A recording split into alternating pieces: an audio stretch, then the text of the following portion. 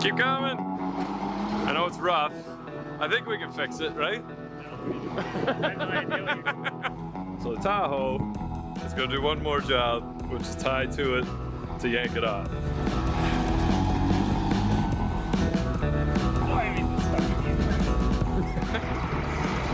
There it goes. Careful. All right. Oh, maybe not. Look at this guy. Look at him go. Oh, the master. Look at that. It's like an extension of his fingers.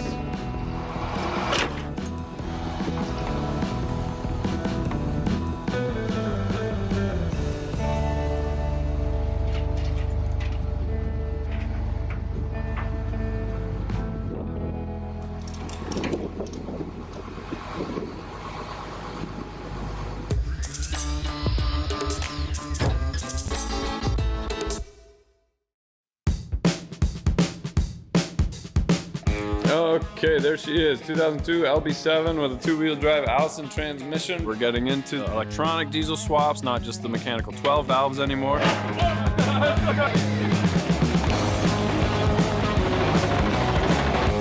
All right, here she is, 1964 C10. This is a 2015 bus frame. I've had my eye on that frame for over a year. I've got a factory air ride. Like, it does not get any sweeter than that. We're trying to do a nice patina on it, and then we're trying to get it to match the hood, making it a legitimate tow truck. I'd like to see twin turbos on it, just because we're getting two stacks behind the cab. This looks pretty good. I'm actually really pretty happy with this, actually.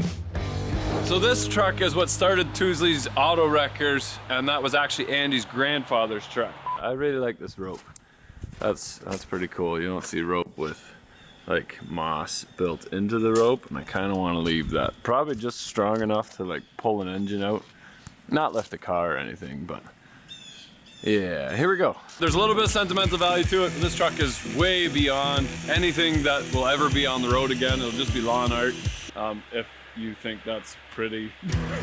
But what we are gonna do is take as much as we can from that truck. It's got a really nice patina grill, and this is the tow rig, which is kind of cool. I think we're gonna leave it alone with the rope. Oh, it is still kind of stuck. I think we're gonna drop it down as much as we can. Whoa! What? So that was never bolted in or secured. That was just put in there and never. That just pops in. But I did break the fitting on the end. That's okay. It was still kind of stuck.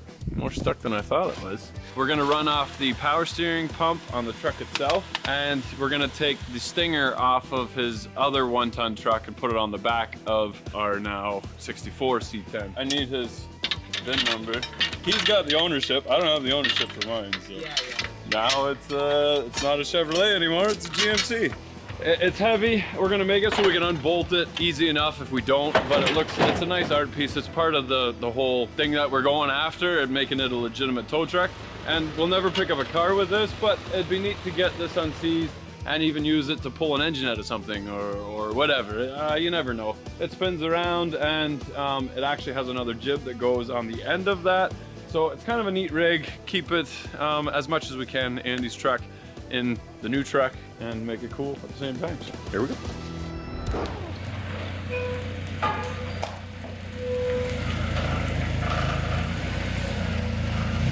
Just squeaking in. That's good there. We're just making sure that the hoist is functional. Do you want me to actually help? Sure. Okay, so a quick recap, and I'm sorry if I'm repeating myself. It's been a long time between these segments, but we're really starting to dive into the C10 now. This is a 2015 bus frame. What Freightliner does is order just a rolling chassis, and then they do their own modifications to it, put their bus frame on top, and they have a short lifespan, a couple 100,000 kilometers. They got off the fleet and they're done with it. Okay, so this is the front end off of a 1-ton GM vehicle, whether it's Chevrolet, whatever. This would be a section that Freightliner would cut in on both sides. Then we go back to GM frame 1 ton. Then we go back to Freightliner, who has the pre-made notch section, so they just cut a section out of this because on the trucks it would have went straight back, and then this would be 1 ton GM again.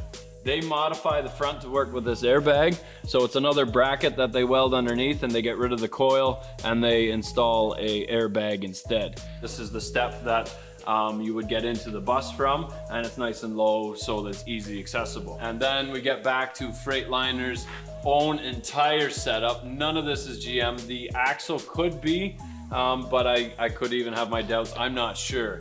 I'm also new to the air ride system. I've never gotten into it. I was just walking through the records and knew that this is worth every penny because it's got the 2 links on either side on the front of it. So that keeps your axle from doing this. Then we also have your link to keep the axle from going side to side. But we also have a built-in torsion bar, and then the brackets and everything are very unique and very custom to a 1 ton. Now, generally you don't see a 1 ton air ride. This Duramax actually caught fire, so the frame has very little kilometers on it. So even though we need to rebuild the front suspension because it got burnt, the back is exactly what we're looking for. Very heavy, well-designed air ride that goes up and down beautifully. You don't have to touch it. What I am disappointed in is things like this, where they just take the frame and they just torch it and maybe, I don't know, grab some spray paint or something and just cover that up. But like that looks terrible. It's already set up for a Duramax, which is great. We're gonna put the Duramax and the 2-wheel drive Allison in there, but we are basically going to cut the frame back right behind the front axle. And we've done another frame shortening where I kind of did like a notch, and that's great if all you have is cutting discs and a grinder. Because we have a plasma cutter now, we're able to do it into a C, and the C is actually stronger. Corners are actually a weak point. If you've ever done body steel and replaced like a quarter panel or a section over top of your wheel well in your truck, you kind of want to cut the corners off because that's the first thing that's going to pop out. We're going to drop the drive shaft. We're done with that. I was thinking about saving them. We'll go to a 1-piece drive shaft. We'll get that made at Niagara Driveline. That's later, but we're just going to get rid of this stuff and cut this center section out. And then we have our cab on my brand spanking new used 2-post hoist, and we're gonna put the cab on the front axle here without this frame here to see how low we can get it. I've got new floor pans and rockers ordered. We'll weld in a new floor. We'll use the 140 on that, but that'll be a different video. For now, we're just gonna weld this frame in there, get it rolling back together again, order the airbags, start getting into the air supply, and then we'll get into the cab in another video. So, is that enough of a recap? Sorry to bore you. Here we go. Freightliner, standard, GM, metric. I've never worked with air ride before, never thought that I ever would. I've also never been a stacks kind of guy, but I'm gonna put stacks on this truck. Check out our rendering on Instagram. Lyles is gonna help us out with some nice stacks behind the cab. So might as well get rid of this.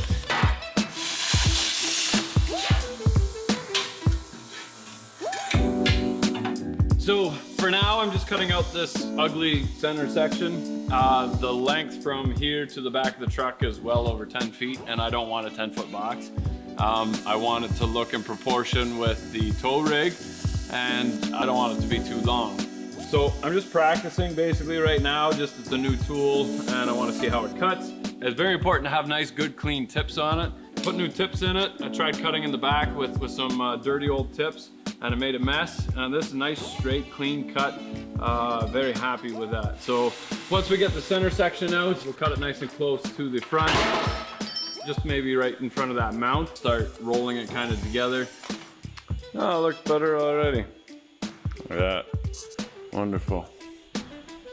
All right, so we got the cab on the hoist. I guess the next plan of attack is roll that underneath and then drop the cab on it and then see how low I can get the cab.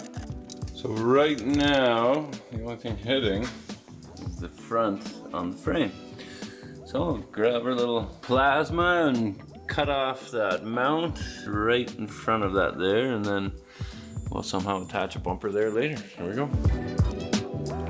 Okay, in my happy little world, the Duramax fits underneath and it's lots of room. I don't have to make a goofy graded bumper with the intercooler along the front of it because I got oodles and oodles of room. But there's this runner that gets in the way. I'm just gonna roll that over and it's so wonderful. We'll do a 12-inch tire at the back and that should come out pretty well flush with the hub. Okay, there she is, 2002 LB7 with a two-wheel drive Allison transmission, prone to injectors in the engine and the possible head gasket. Now, this project started about 2 years ago and we were a lot different spot than we are now 2 years ago. Now I want you guys' input as to where to go with the C10. Right now we're gonna take off the stuff that I think might get in the way, just so we have a little bit more room, first off, to see if it actually fits inside the truck. We'll get rid of these oil cooler lines, fuel filter. Right now this is still pretty budget build. The frame was relatively inexpensive for what you get for an air ride. Cab you can pick up for $1,000 to $3,000, kicking around somewhere. And the Duramaxes are getting pretty inexpensive now as well. They're getting older and there's lots of them around, lots of rotten trucks in yards. My original plan was just to take the engine, throw it in, drive the cool truck around, and that's it. But because of Patreon and YouTube doing a little bit better and the support that you guys have, are you guys interested in building this a little bit? Now, this was a running, moving, driving, complete engine. Nothing wrong with it. We could just throw it in, tune it, and drive it and have a good time. But these are also prone to injector failures and the occasional head gasket. So let's take care of that right away. Well, if we're gonna tear into it, should we do more? We met a lot of companies in the process of the last 2 years, met a lot of cool people, and what I'd like to do for this one is make this a complete new truck. So we'll start with the different turbo setup. I'd like to see twin turbos on it just because we're getting 2 stacks behind the cab. We would also like to see the injectors done right away, so 100 horse injectors when we get into more air, more fuel, when we need a better filter system. Tousley has a fast system that we can throw on it.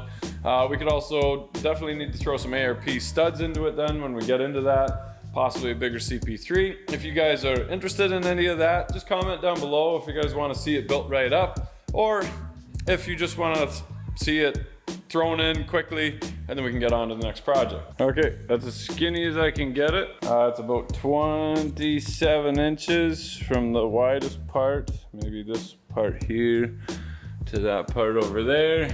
I gotta mock it. I gotta just nip the inner fenders just a little bit, but I think it'll just, you know, it'll just drop in. I'm pretty well done. Just roll it underneath, give it some fuel, turn the key, done. So I did have to trim the bottom of this. There's a little lip. I think I can take it and just roll it under. That would be amazing.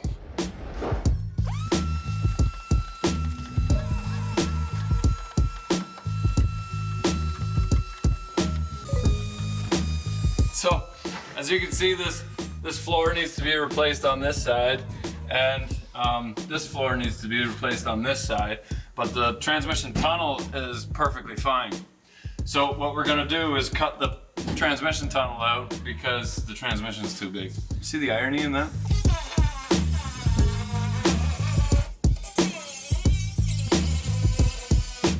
That's some pretty thick steel.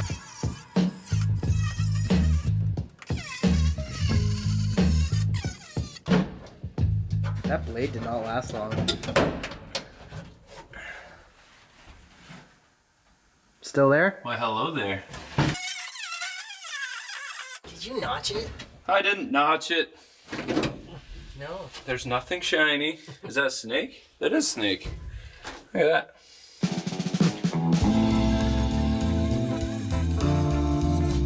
Check this out. Okay, so that's nice and short now. It is still 8 feet end to end, and that needs quite a bit of room to bolt onto the Stinger. So we'll leave that for now. This is now sitting kind of level, so this is where the height has to be. So the frame has to come out from under the cab and go up. And to do that, I want to carry on to a good chunk in this. I have it in my head how I want to do it. So I just wanted to place it. We might go another 2 inches back to make room for that thing. Oh. Now, the roller is not seized on that end, and the roller is not seized on this end. See it spin? Everything else is seized. Hydraulic pump's gonna come off. I'd like to get this working, Problem is it's way too tall for that. When we saw it in the old truck, it was like straight at the top of the cab. That's a no-no. We're gonna drop this down as low as we can. I think we can chop about 6 inches off the bottom here. We're gonna get rid of this. We're gonna get rid of this. We're gonna put this where this is. We're gonna unseize that. And then we'll put the cylinder down below down here somewhere, which will have to be replaced because it's garbage.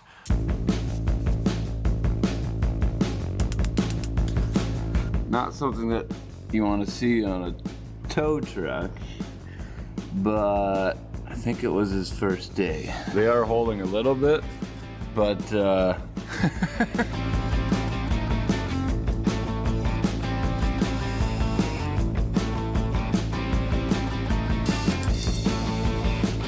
this thing swivels in here and lifts up on 2 pins that allows the turret to rotate. Now, if this thing is seized, I'll probably never ever get it to move. But if it was sealed properly and it had some grease in it, we might get lucky.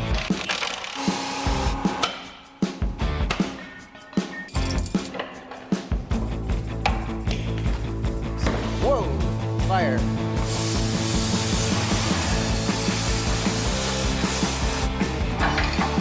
Let's see if we can get some movement. Some wigglage. Some wiggly. Oh! Yeah. Look at that. Oh!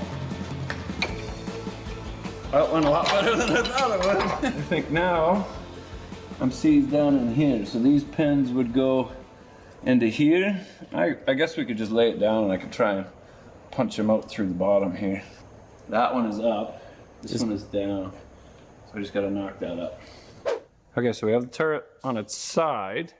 And pretty cool, there's all holes at the bottom, and then there's 2 pins that pop into the holes. But one is up and one is down, meaning that you can turn the turret and catch half a hole because it's either one rod or the other that's in the hole. Problem is it's seized in here now. So we've got this pin unseized, we've got this handle unseized, so that's moving, that's moving. The rod here is moving. It's going a lot better than I thought it would, but you can see it twisting. I don't have a pair of vice grips, but it does turn. This one's free. And then this one is the one that's keeping the turret from spinning. I really want to move this turret, so I'm gonna try and put some tension against the nut here. Basically use the nut to put tension on it that way and then heat it up some more and beat on it from the bottom in. Might work, might not. Probably not. Here we go. So what we're gonna do is, Stefan's gonna hit it down, I'm gonna hit it up to try and twist this. We can see it's on a bit of an angle, which means that if this is bent because the hoist lifted something too heavy, then it's never gonna come out. We can't see anything holding this in place, but all we really want is a little wiggle to get it off this pin. So we've painted it, we've scribed a line on there. See if we can move it. We'll see something. Yeah, it's still exactly the same. But I think we did. That is way farther out. Yep. It's crooked as can be. I know. So we don't have to take it quick. Yeah. Let's watch the movie. This I Yeah, please. All right, so this is the pin in question, which is down. We've got, you can see the bottom of it. Drilled a little hole with the stubby sticking out. We got the persuader. Oh, you bent it. Oh, that's your problem. And you did absolutely nothing. I did nothing. So, bigger pipe.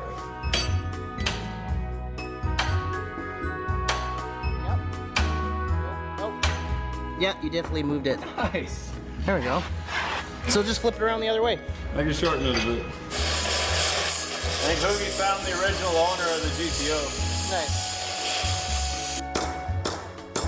Put it in a piece of black pipe. Yeah.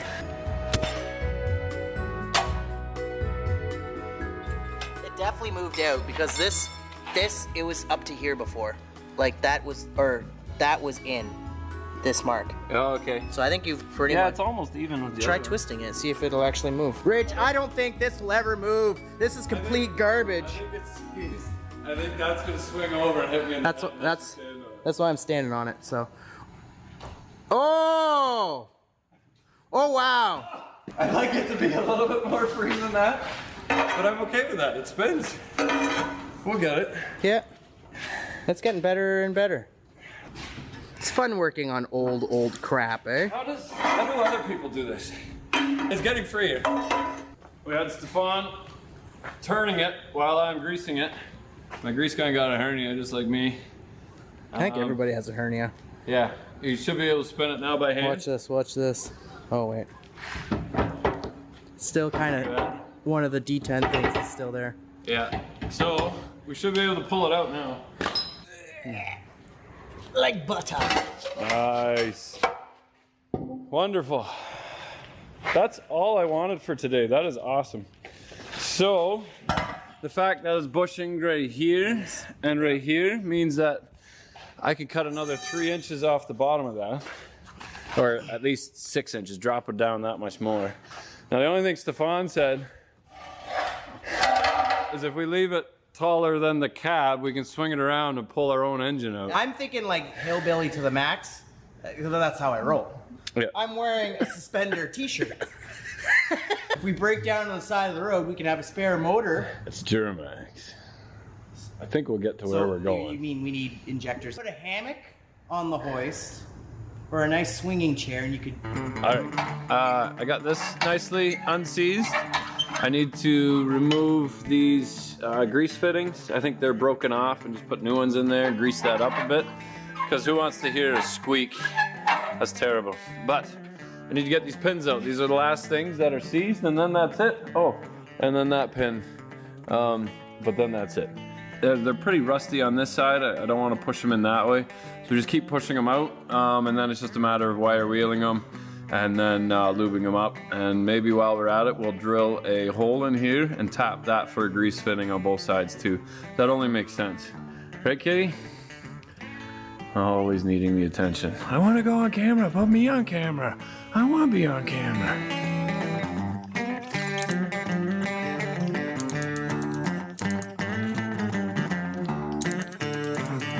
Oh, the other one's just seized.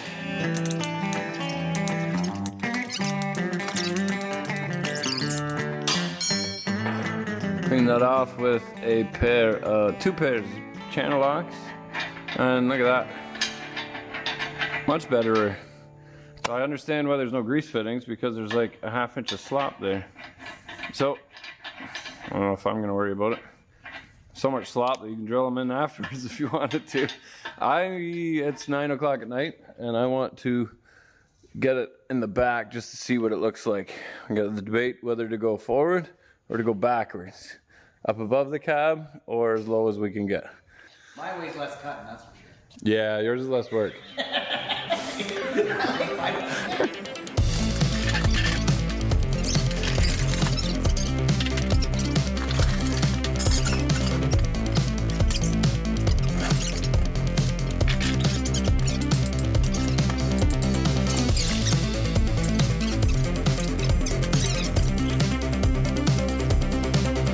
All right, so what do you guys think? What do you think? It's done. Bolted to the floor. We're done. Stefan was looking at it, and we think that this entire C-channel thing is... It's clearly homemade and not a part of the original unit. Yeah. And I was guessing that this was the original pivot point of the boom. And then in the front here of the cylinder was probably the original pivot point of the hydraulic cylinder. So we're just thinking we can drop the whole unit more compact and more vintage looking instead of ghetto fabulous. It's not even fully welded. It's one and one. It's amazing it held together as it is. So if we're gonna use I'm an engineer. If it's lasted this long. Well, basically, the turret is twisted. Like it was bent inside. So it was clearly on a taper. Yeah. So this thing has picked up something so heavy that it actually bent that turret. Yeah, everything. And these welds held up. It's crooked straight. It's crooked straight. But as a showpiece, even these welds and stuff, we'll probably have to grind these off and just go over them again. I won't grind them because then they won't be stronger. Just hide them a little bit. Anyway, we can drop it down, but if we drop it down to the lowest that we can get it. Absolute lowest, the top of the boom's gonna be right about in here. Yeah. So right now, I guess it's about, what do you say, about 4 inches higher than if we cut it as low as it possibly can? Because right now it's sitting on the ground. We have to cut a bunch off the base, drop the whole thing down, and then it'll almost be in the same spot as it is right now. But driving down the road, this looks pretty good. I'm actually really pretty happy with this, actually. Now we're gonna see about putting it closer to the back axle and then having the ability to swing it out over the roof. Still not gonna clear. We can lift it up higher, roll it under, Yeah. maybe shove it in between. We just have to You visual. wanna push? Not gonna... Yeah, just make sure the cab doesn't. It's not even using it right! You have to use your imagination. So imagine some tires here, but they're gonna come way back. We'd have to be able to reach the front, we'd have to have it pretty close towards the front third of the box.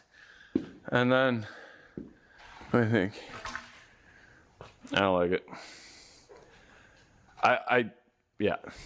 Yep. Just won't be able to change your own engine. I won't be able to change my own engine with my own hoist. Which will probably never happen. If you can't go much past it, I was thinking you could pick up something. In front of the truck, yeah.